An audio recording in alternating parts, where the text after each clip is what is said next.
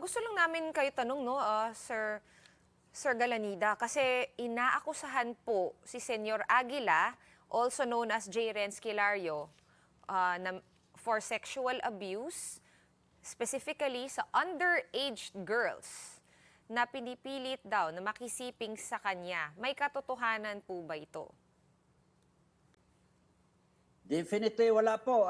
Fabricated yan ng isang tao ang utak ng itong mga kalokohan. Si Edelito Sangco, ang municipal agriculturist namin. Yung mga parents ng mga bata na sinasabi nandito sa amin, how can they allow their children to be molested, to be raped, for example? They are here. They're really, even you can interview them anytime. Yung mga parents ng mga bata yan. Pero meron po bang mga bata na kinakasal po sa grupo po ninyo ng maaga? Wala po, definitely wala. In the first place, Senyor Aguila is not authorized. He is not a pastor, he is not a priest or a mayor. So saan po kaya Wala nanggaling siyang yung mga authority. allegations na ito, sir? Kasi meron na pong iilan lumabas at nakasuhan na nga po, ito po yung mga kaso, kidnapping and serious illegal detention, qualified trafficking, anti-child abuse, pati yung underage marriage. Saan po nanggaling yun kung wala pong katotohanan? Galing po kay Edelito Sangco, yung municipal agriculturist namin. Yung bata na yan, 1985 pa, siya po ang parang activist ng bagong nag-graduate pa. At kasi membro siya dati ng aming samahan. And then he was questioning the leadership, the policies of the board. And in 1992, tumilog siya, nag-organize ng ibang grupo.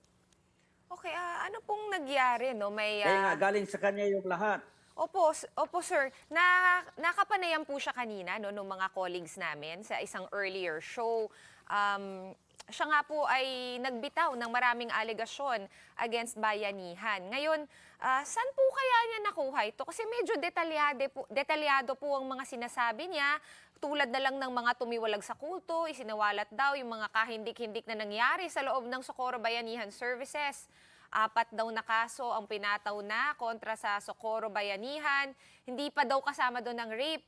Ang kasama daw doon, kidnapping, serious illegal detention, qualified trafficking, violation of early child marriage law, and violation of anti-child abuse law. Actually, mahaba-haba po itong transcript po ng interview niya. So, saan po kaya niya nakuha ito? At kung sinasabi niyo nga na hindi totoo tong mga sinabi ni Sangco, ay bakit po kaya niya to sinabi? Kaya nga, because actually may hatred siya sa amin. Kasi yung nang nagpunta kami dito sa bundok ng Kapihan, sumama yung dalawang kapatid niya.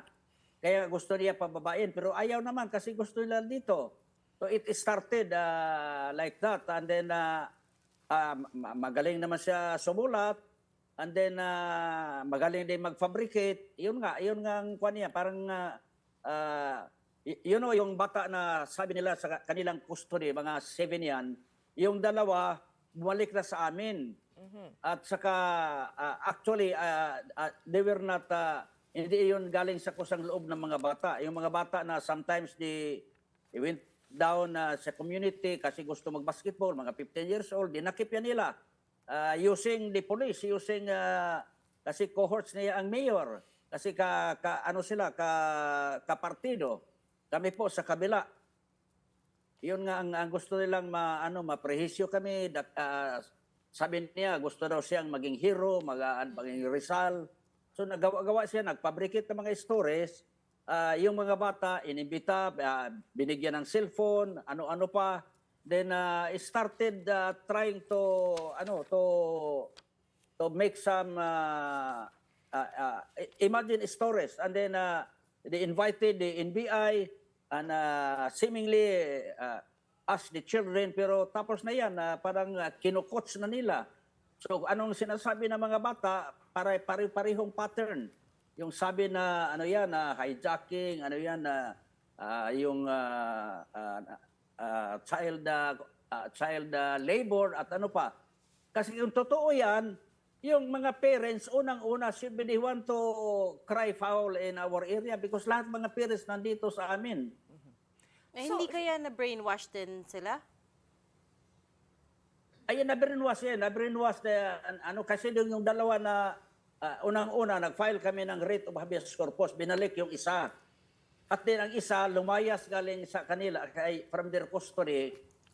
Yun nga, sila nagsabi, nag-recant sila ng kanilang affidavits. At sabi yun na pinapirma lang sila, walang, hindi nila alam. Kasi English yung pinipirmahan nila. Ganyan. Parang ang mga bata ay parang sinit up ba? Sir, may nagbabanggit yun din nga, po na meron daw pong heavily armed private army na tinatawag na Agila ang inyong grupo. Ano po masasabi niyo doon? Wala po. Actually, wala kaming armas. Katotohanan po, sabi when Provincial Director Laude was interviewed by Radio Japan, sabi niya walang armas dito sa Kapihan. Okay. Our governor also, Lyndon Barbers, also was interviewed by Radio Japan. Sabi niya walang armas. So, guni-guni lang yun. Parang binabato namin maraming armas. Wala. Okay. Mr. Maski Galinada. sa... Yeah. Sige po. Yes, yes. Tapusin niyo. Kasi kung kumpiyansa kayo, kumpiyansa kayo, sir, kasi mukhang ang Senado magbubukas na ng investigasyon, no? Ukol dito sa mga akusasyon. Handa po ba kayo harapin ang mga aligasyon against Socorro Bayanihan Services? Marami-rami po to. Bukod sa private army. Yun Handa nga. po kami. Handa kayo? Handa po kami. Handang-handa. Handa kami. Maski anong forum, kaya if possible, they come and find out para ma-interview nila yung mga parents, ma-interview yung mga tao dito kung anong nangyari.